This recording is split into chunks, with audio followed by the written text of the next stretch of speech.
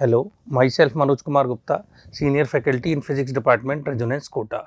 आज हम JEE main paper 2 या शिफ्ट 2 का इवनिंग का फिजिक्स का पेपर डिस्कस कर रहे हैं। ये मेमोरी बेस्ड क्वेश्चन पेपर है। आगे आने वाले सेशंस में जो बच्चे एग्जाम देंगे उनके लिए काफ़ी इंपॉर्टेंट है। 1 से 10 क्वेश्चन मैं पार्ट 1 में डिस्कस कर चुका हूँ और अब इस वीडियो में हम 11 से आगे वाले क्वेश्चंस डिस्कस करेंगे। तो एक पहले क्वेश्चन में हमें कहा है कि भाई ये प्रोजेक्टाइल मोशन का क्वेश्चन है। अच्छा क्वेश्चन है। ए particle of mass 5 kg is projected at an angle of 45 degree with the horizontal. एक पार्टिकल है 5 kg का और वो हॉरिजॉन्टल से 45 डिग्री पर प्रोजेक्ट किया है और इसकी स्पीड नहीं दी है हमें प्रोजेक्शन की। इट्स वेलोसिटी एट t बराबर 2 सेकेंड इज 20 मीटर पर सेकेंड। 20 मीटर पर सेकेंड इसकी वेलोसिटी है t बराबर 2 पर। तो ये जब कहीं रास्ते में है तो इसकी वेलोसिटी 20 मीटर पर सेकेंड हमें दी है और उस समय में इसका एंगल नहीं दिया है। तो then maximum height of the projectile from earth surface. तो मैक्सिमम हाइट तो हम लिख सकते हैं, मैक्सिमम हाइट अर्थ सरफेस से u square sine square theta upon 2g। लेकिन प्रॉब्लम ये है कि हमें इनिशियल स्पीड नहीं पता है, t बराबर 2 की स्पीड पता है। तो इस क्वेश्चन में हमें सबसे पहले इनिशियल स्पीड को कैलकुलेट करना पड़ेगा। तो देखिए मैं इसको कैसे लिख सकता हूँ। इसकी इनिशियल स्पीड को u एज्यूम कर लेते हैं। तो this component will be u/√2 and this component is also u/√2। हमें पता है हॉरिजॉन्टल कंपोनेंट t टाइम के बाद सेम ही रहेगा, तो ये u/√2 हो जाएगा। और ये कंपोनेंट vy जो है वो होगा u+at। तो एक्सेलरेशन नीचे की तरफ है g, तो हम कह सकते हैं this will be u/√2 minus gt और t का वैल्यू कितना है 2। तो यहाँ से हम स्पीड लिख सकते हैं t बराबर 2 पर। t बराबर 2 पर स्पीड जो होगी वो √of vx square plus vy square होगी। और यहाँ से v की वैल्यू हमें पता है 20 और 20 square is equal to vx square will be u/√2 का whole square and v square will be u/√2 minus gt। t का वैल्यू है 2, इसका होल स्क्वायर। इसे ओपन कर लेते हैं तो इट इज 20 स्क्वायर बराबर u²/2 प्लस u²/2। ये है 20, तो again this will be 20 square and minus 2ab। तो this will B 2u/√2 into g into 2 मतलब 20। सो u 20 स्क्वायर से 20 स्क्वायर कैंसिल हो जाएगा और ये दोनों मिलके u स्क्वायर हो जाएंगे। तो u square by is equal to 2u upon √2 multiplied by 20। So यहाँ से हमें मिल जाएगा u is equal to 40 upon √2। तो इसकी अब इनिशियल स्पीड हमें मिल गई है 40/√2। 40/√2 ये इनिशियल स्पीड है और 40/√2 इनिशियल स्पीड को यहाँ पुट कर देते हैं। एंगल ऑफ प्रोजेक्शन तो हमें दिया है 45, तो 40 अपॉन √2 इनिशियल स्पीड का स्क्वायर और साइन स्क्वायर 45 और अपॉन 2g मतलब 20। तो it will B 40 into 40 divided by 2। √2 into √2 2 हो जाएगा और दिस विल बी ऑल्सो 1/2 और 1/20 ऑलरेडी यहाँ पर है। तो this will be what 22 40 cancel हो जाएगा। 40/2 is 20 metre. So answer will be 20 metre. Question number 2.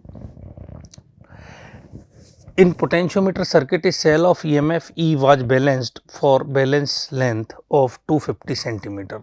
ये एक सेल है, E EMF है इसका और इसका जो बैलेंसिंग लेंथ है वो 250 सेंटीमीटर मिल रहा है। रियोस्टेट इसमें एक लगा हुआ है 30 ओम का।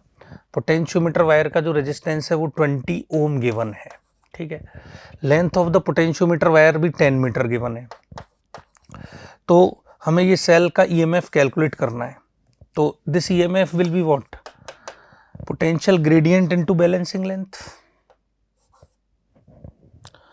Potential gradient into balancing length. तो बैलेंसिंग लेंथ तो हमारे पास है 2.5 मीटर। तो potential gradient into balancing length will be 250 centimetre मतलब 2.5 मीटर। तो पोटेंशियल ग्रेडियंट कैलकुलेट कर लेते हैं इस वायर ए बी का। This will be A B, इसका लेंथ हमें 10 मीटर गिवन है, तो उसके लिए हमें इस वायर का करंट पता करना होगा। तो करंट हम लिख सकते हैं I will be V primary circuit का, तो प्राइमरी सर्किट का वोल्टेज है वी, रेजिस्टेंस हो गया 20 ओम एंड 30 ओम, तो it will be current will be 20 divided by 20 plus 30, 20 plus 30, तो this will be 2/5 ampere. The current will be 2/5 ampere. So potential difference on wire AB, potential difference on wire AB VAB is equal to I into RAB. I का value है मेरे पास 2/5 ampere और RAB का value है 20 ओम। सो answer will B 5 4 जा, तो 4 into 2 8 volt. अब हमें पता है कि x पोटेंशियल ग्रेडियंट होता है, potential gradient will be V A B divided by L, और V A B divided by L मतलब 8/10, 8/10 वोल्ट अपॉन मीटर हो जाएगा। और मैंने आपसे कहा पोटेंशियल ग्रेडियंट x जो है उसको यहाँ लिख देते हैं, तो पोटेंशियल ग्रेडियंट हमारा है 8/10 और मल्टीप्लाइड बाई 2.5 वोल्ट, ये सेल का EMF मिल जाएगा, EMF ऑफ सेल। तो 2.5 से 10 4 टाइम्स, 4 into 2 4 into 8 मतलब 4 2 से 2 टाइम्स कैंसिल हो जाएगा, तो दिस विल बी 4 2 जा 8, so EMF of the cell will be 2 volt.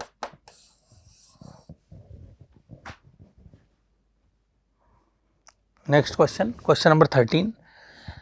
Hot wire of temperature 80 degree Celsius start cooling in its surrounding whose temperature remains constant. Surrounding का temperature constant है, delta T is the temperature difference between water and surrounding, T is the time in minutes. तो graphs showing variation of delta T and time determine T2 in minutes. तो देखिए हमें ये graph T minus T surrounding के लिए दिया गया delta T।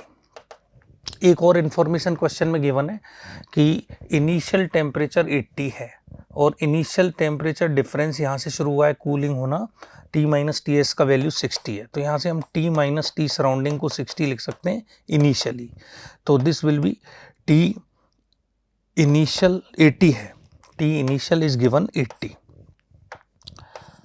और T सराउंडिंग हम कैलकुलेट कर लेते हैं 60, तो T सराउंडिंग का वैल्यू मुझे मिल जाएगा 20 डिग्री सेल्सियस। तो फिर मैं ये कह सकता हूँ कि यहाँ जो इनिशियल टेम्परेचर है वो इनिशियली टेम्परेचर है 80 डिग्री सेल्सियस और सराउंडिंग टेम्परेचर है 20 डिग्री सेल्सियस, और 60 डिग्री सेल्सियस पहला ये जो टेम्परेचर डिफरेंस है 60 से 40 टेम्परेचर डिफरेंस होने में हमें टाइम लगता है 6 मिनट का, और ये T2 है तो ये वाला जो टाइम होगा ये T2 माइनस 6 होगा, क्योंकि T2 will be this total time. तो पहला जो कूलिंग है, हम ये न्यूटन्स लॉ ऑफ कूलिंग का क्वेश्चन है, न्यूटन्स लॉ ऑफ कूलिंग के अकॉर्डिंग हमें पता है कि रेट ऑफ कूलिंग जो होती है, rate of cooling delta T by delta T is equal to proportional to temperature difference, ये हम लिख सकते हैं। तो पहला जो कूलिंग है वो टेम्परेचर डिफरेंस है 60 minus T1 is equal to 80 है ना इनिशियली, और T सराउंडिंग 20 है। अब यहाँ पर T हम कह सकते हैं T minus T surrounding is equal to 40 given है, T सराउंडिंग 20 है, तो यहाँ का जो टेम्परेचर होगा वो होगा 60 डिग्री सेल्सियस और यहाँ का जो टेम्परेचर होगा वो 40 डिग्री सेल्सियस। तो मैं ऐसा कह सकता हूँ कि 80 से 60 जो कूल हुआ है उसमें जो टाइम लगता है वो 6 मिनट, तो 80 माइनस 60, पहला जो कूलिंग हुआ है 80 minus 60 that should be 6 minute is equal to minus K और T average 80 plus 60 by 2, 80 plus 60 by 2, 80 plus 60/2 minus T surrounding 20।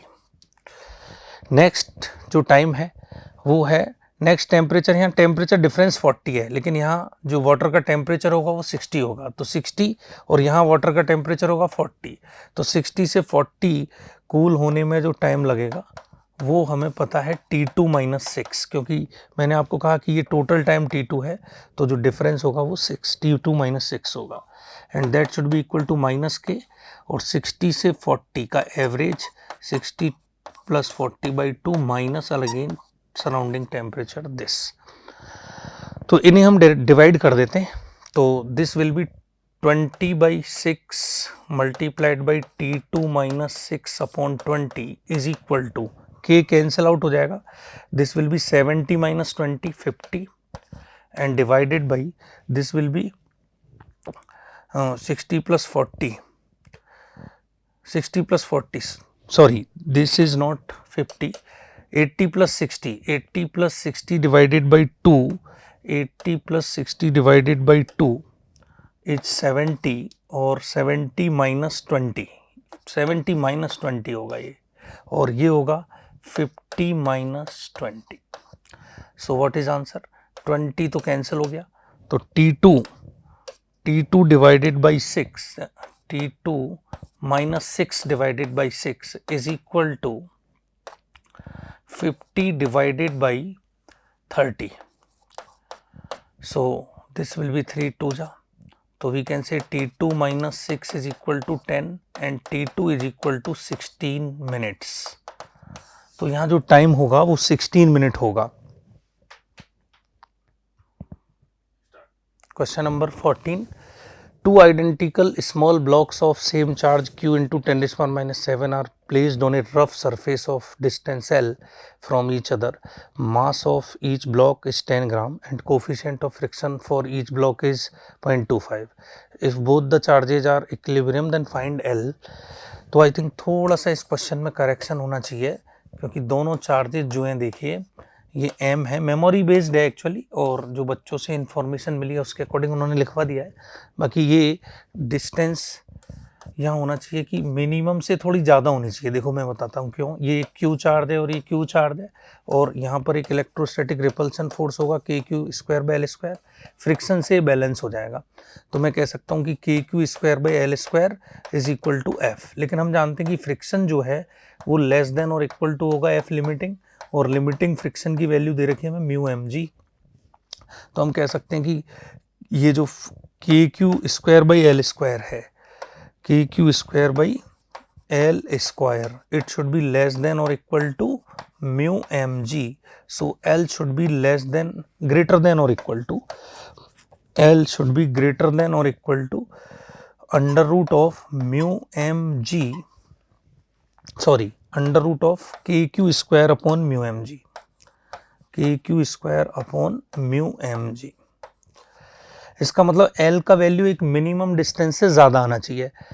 यदि उससे ज़्यादा नहीं होगा तो ये फिर स्लाइड कर सकता है, क्योंकि यदि बहुत क्लोज रख देंगे तो रिपल्सन जो है वो बहुत ज़्यादा होगा, और बहुत क्लोज रख देंगे तो रिपल्सन इतना ज़्यादा होगा कि फ्रिक्शन इसे स्लाइड करने से रोक नहीं पाएगा। तो मिनिमम इनके बीच में जो डिस्टेंस है वो L होगी। तो दिस शुड बी, इसे हम कैलकुलेट कर सकते हैं। अब L is equal greater than और equal to under root of 9 × 10⁹, charge की वैल्यू लिख सकते हैं 2 × 10⁻⁷, सो इट विल बी 4 × 10⁻⁴, और divided by mu is 0.25, m is 10 gram, 10 × 10⁻�3, g की वैल्यू 10 रख देंगे, और इसे हम जब सॉल्व करेंगे तो हमें सॉल्व करने पर सेंटीमीटर में 12 मिल जाएगा। L is equal to 12 centimetre.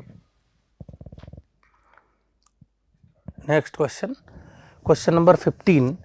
Material used for making electromagnet have different properties of the following. Which properties best matches for type of magnet required? ये इलेक्ट्रोमैग्नेट होगा, इलेक्ट्रोमैग्नेट रिक्वायर्ड। तो इलेक्ट्रोमैग्नेट जो है उसके लिए रिक्वायर्ड प्रॉपर्टीज के बारे में क्वेश्चन है। हाई परमेबिलिटी तो होना चाहिए, बट रिटेंटिविटी लो होनी चाहिए। तो हाई पर, क्योंकि जल्दी जल्दी डीमैग्नेटाइज हो जाए, मैग्नेटाइज हो जाए, तो हम ये कह सकते हैं सॉफ्ट आयरन को इलेक्ट्रोमैग्नेट्स वगैरह में यूज करते हैं। तो हाई परमेबिलिटी तो सही है, लेकिन हाई रिटेंटिविटी गलत है। लो रिटेंटिविटी एंड लो कोर्सिविटी, ये तो ठीक है। लो रिटेंटिविटी हाई कोर्सिविटी, ये भी गलत है।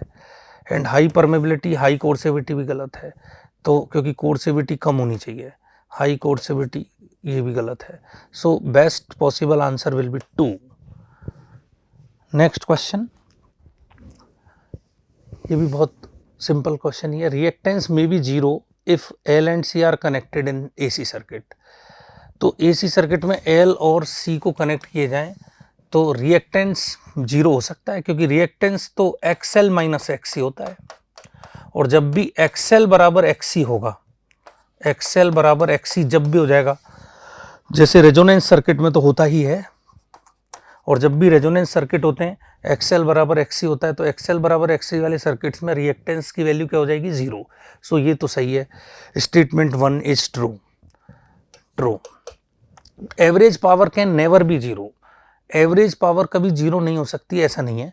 जैसे प्योर इंडक्टिव सर्किट है, प्योर इंडक्टिव, प्योर कैपेसिटिव, इन सर्किट्स में, प्योर कैपेसिटिव इन सर्किट में एवरेज पावर डेफिनेटली जीरो हो सकती है, क्योंकि वहाँ ये जो फाई होगा ये पाई बाई 2 होगा।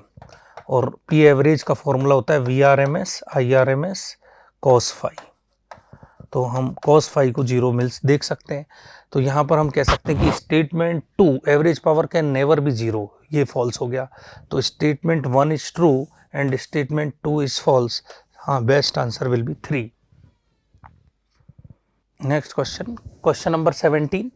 In a heat engine, source temperature is T1 is equal to 721 degree Celsius and sink temperature T2 is equal to 127 degree Celsius. Carnot cycle का क्वेश्चन है।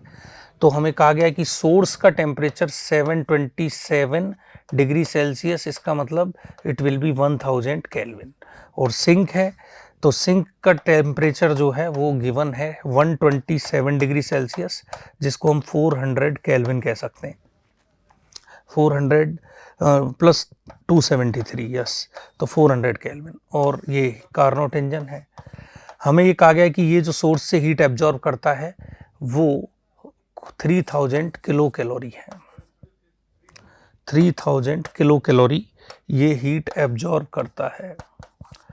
और work done by the cycle, by in each cycle हमें पूछा है, ठीक है, ये Q2 है। तो इफ़िशियंसी के बारे में हमें कुछ कहा है। इफ़िशियंसी हम कैलकुलेट कर सकते हैं। इसकी इफ़िशियंसी ऑफ कार्नोट साइकिल का फॉर्मूला होता है 1 माइनस T2/T1, और ये W work done in each cycle divided by heat absorb from the source. तो इसको मैं कह सकता हूँ 1 minus sink temperature will be T2 will be 400 or T1 will be 1000. So this will be 4/10, 2/5. 1 minus 2/5, it will be 3/5. So W by Q1. तो W का value मैं कह सकता हूँ 3/5 into Q1. Q1 का वैल्यू क्वेश्चन में हमें given है, क्वेश्चन में 3000 calorie. So 3 into 3000 kilo calorie, KCAL divided by 5. So W will be 9000 divided by 5 kilo calorie, और इसका मतलब होता है 1800 किलो कैलोरी। और इसमें जूल में आंसर है, तो किलो कैलोरी को लिख सकते हैं 1800 इंटू 10⁻³ कैलोरी, और कैलोरी को 4.2 से मल्टीप्लाई करेंगे तो हमें जूल मिलेगा। तो answer will be 4। Question number 18, minus Q is moving along a circular path around a solid long cylinder. Electrostatics का क्वेश्चन है। एक और पहले हम देख चुके थे चार्जेस से रिलेटेड क्वेश्चन। तो सर्कुलर पाथ सॉलिड सिलेंडर के अराउंड ये एक माइनस Q चार्ज है जो under the influence of electric force rotate कर रहा है। तो determine the kinetic energy of particle. तो देखिए, इस पर एक फोर्स लग रहा होगा और वो फोर्स Q इंटू ई होगा, और Q इंटू ई नेसेसरी सेंट्रीपिटल फोर्स प्रोवाइड कर रहा होगा, तो that is equal to mv²/r। तो हम यहाँ से E लिखना चाहेंगे पहले कि यहाँ E कितना है। तो हम क्योंकि ये यूनिफॉर्म सिलेंड्रिकल वायर की तरह ही है, बाहर है, तो हम ई को डायरेक्ट लिख सकते हैं 2k लैम्बडा बाई आर से। लेकिन लैम्बडा हमें लिखना है तो चार्ज डिवाइडेड बाई लेंथ होगा, और चार्ज को मैं लिख सकता हूँ rho into pi are square l, cylinder के लिए यूनिफॉर्म है, एल से एल कैंसिल हो जाएगा, तो लैम्बडा की जगह हम रिप्लेस कर सकते हैं रो पाई आर स्क्वायर, तो 2k rho pi are square divided by small R, ये हम ई को वैल्यू पुट कर सकते हैं। तो Q 2k की जगह अपन 1/4 पाई एप्सिलॉन नॉट लिख लेते हैं, और rho pi are square divided by small r is equal to m v square upon small r. Small r तो कैंसिल हो जाएगा, यहाँ पे एक ये 2 भी कैंसिल हो गया, तो मैं कह सकता हूँ rho pi are square Q divided by 2 pi epsilon naught, this will be m v square. हमें क्वेश्चन में पूछा है कि काइनेटिक एनर्जी बताइए, अब काइनेटिक एनर्जी तो हाफ एम वी स्क्वायर, तो कुछ नया नहीं करना है, इसको हाफ से डिवाइड कर देते हैं, क्योंकि एम वी स्क्वायर का वैल्यू हमारे पास है, तो हाफ से डिवाइड कर देंगे, तो Q rho pi are square divided by, pi भी कैंसिल हो रहा है इसमें, तो Q rho r square divided by 4 epsilon naught, this will be kinetic energy. Q rho r square upon 4 epsilon naught, Q rho r square upon 4 epsilon naught option 3 में है, 3 is the answer. Next question, the lamp emit electromagnetic wave uniformly in all directions। Lamp का जो efficiency है, lamp is 3.5% efficient in covering electrical power to electromagnetic wave. तो ये question में given है कि इलेक्ट्रिकल पावर को 3.5% ही इलेक्ट्रोमैग्नेटिक वेव में कन्वर्ट करता है, इट कंज्यूम 100 वाट पावर। तो जो इलेक्ट्रिकल पावर है वो 100 वाट है, तो 100 कितना पावर ये ईएम वेव में कन्वर्ट कर पा रहा है, तो हम कह सकते हैं कि पावर ऑफ इलेक्ट्रोमैग्नेटिक वेव और लाइट, पावर ऑफ लाइट, जो लाइट में कन्वर्ट हो रहा है उसको लिख सकते हैं। सो पावर ऑफ लाइट जो ये बल्ब कन्वर्ट कर पा रहा है, that will be 3.5% of 100 watt, so it will be 3.5 divided by 100 into 100 watt, so it will be 3.5 watt। अब ये कुछ डिस्टेंस पर है, क्वेश्चन में क्या है, determine the amplitude of magnetic field associated at the distance of 4 metre. तो 4 metre distance पर जो इंटेंसिटी होगी that will be power upon 4 pi are square, so 3.5 upon 4 pi और R square will be 4 metre, मतलब 4 का square means 16, और 4 का square you can write 4 का स्क्वायर, ये इंटेंसिटी। अब मैग्नेटिक फील्ड में इंटेंसिटी का फॉर्मूला हम लाइट के लिए ये भी लिख सकते हैं, energy density is equal to I by C, और एनर्जी डेंसिटी का फॉर्मूला होता है B naught square by 2 mu naught. So intensity को हम इस फॉर्मूले से भी लिख सकते हैं, B naught square upon 2 mu naught into C, क्योंकि हमें बी नॉट कैलकुलेट करना है, तो इंटेंसिटी हमें गिवन है ये, और इंटेंसिटी को हम लिख सकते हैं B naught square by 2 mu naught into C, and given intensity that is equal to 3.5 upon 4 pi into 4 square. तो यहाँ से हम बी नॉट का वैल्यू कैलकुलेट कर सकते हैं, so B naught will be root over 2 mu naught into 3.5 divided by C into 4 pi into 16। और यदि ये बच्चों ने डेटा सही बताया होगा तो इस कैलकुलेशन के हिसाब से इसे सॉल्व करें तो ये वैल्यू होगी 1.2 इंटू 10⁻⁻8 टेस्ला। तो 1.2 ये जो आंसर होगा ये थर्ड ऑप्शन में है। Next question number 20, in a process diatomic gas is used, work done by gas is Q, work done by gas is Q and change in internal energy is Q/4। So हम कह सकते हैं first law से heat given is equal to delta U plus work done by system. तो total heat given को हम कह सकते हैं delta U will be what, delta U will B Q/4 और W will be Q। So heat given to the system is 5Q/4 Q dash. This will be heat given to the system. और Q dash को हम लिख सकते हैं NC delta T, क्योंकि हमें calculate करना है मोलर स्पेसिफिक हीट, तो C हमें कैलकुलेट करना है basically. We have to find C, molar heat capacity of the process. तो 5Q/4 is the NC delta T where C is the molar heat capacity.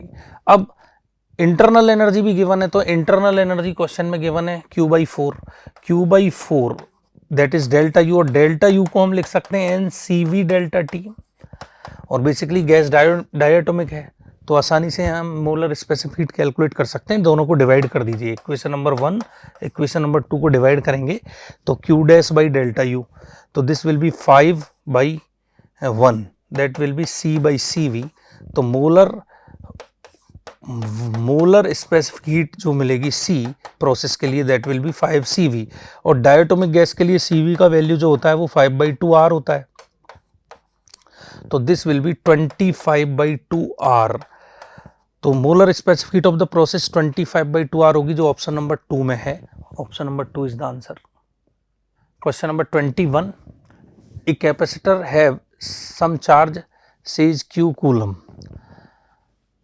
If 2 coulomb charge more is given to that capacitor, then energy of capacitor increased by 44%. Determine initial charge of capacitor. इसका मतलब इसमें initial charge पूछना चाह रहे हैं, तो Q को initial charge कह रहे हैं और बाद में जो चार्ज है वो Q+2 कर दिया है. तो इनिशियल एनर्जी को U कहते हैं और बाद वाली एनर्जी को U डैश कह देते हैं, and this will be Q dash. तो कैपेसिटर की एनर्जी का जो फॉर्मूला होता है वो Q²/2C होता है, तो हम कह सकते हैं कि U जो है वो Q² के प्रोपोर्शनल है, so U dash will be proportional to Q dash square. तो हमें कहा जा रहा है कि एनर्जी इंक्रीज्ड बाई 44%, तो U डैश अपॉन U को मैं कह सकता हूँ Q डैश स्क्वायर/Q², और ये जो एनर्जी है वो पहले से 44% ज़्यादा हो गई है, तो U डैश का मतलब हो गया U प्लस 0.44U, 44% ज़्यादा divided by U, that will be Q dash स्क्वायर/Q². So it is 1.44. 1.44 is equal to Q dash स्क्वायर/Q². तो यहाँ से Q डैश स्क्वायर बाद वाला जो टोटल चार्ज है वो 1.44 Q² का रूट आ जाएगा, and this will B 1.2 Q. तो Q डैश जो बाद वाला चार्ज है 1.2 Q है, और हमें क्वेश्चन में कहा है कि ये जो है वो पहले वाले चार्ज से 2 के फैक्टर से ज़्यादा है, तो Q dash will B Q+2. So Q dash will B Q+2, और Q डैश को 1.2 Q भी कह रहे हैं, दिस विल बी Q+2. तो यहाँ से हम कह सकते हैं 0.2 Q बराबर 2, सो Q will be 10 units, what ever the unit is. तो 10 कूलम कह सकते हैं, क्वेश्चन में लिखा है इनिशियल चार्ज, जो आंसर विल बी 4.